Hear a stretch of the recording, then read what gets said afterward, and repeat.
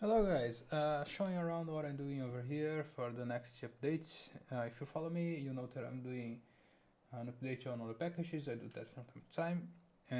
Right now I'm working on the futuristic combat sound effects. Trying to finish the the monster sounds. There is just one folder that is missing, which is the combats. You know, I want to add some gore, I want to add some whooshes and stuff like that, and I need to do that out of Foley, so I need a few materials that I don't have here yet, but I will have them soon. And for the futuristic combat sound effects, I'm already started with some guns, of course. There is 90% of futuristic games, so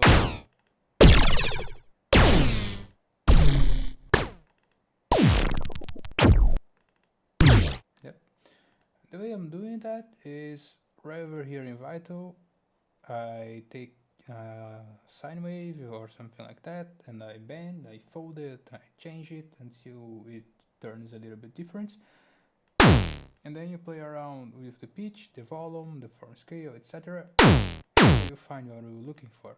So I have a few that I save here. This one, this one.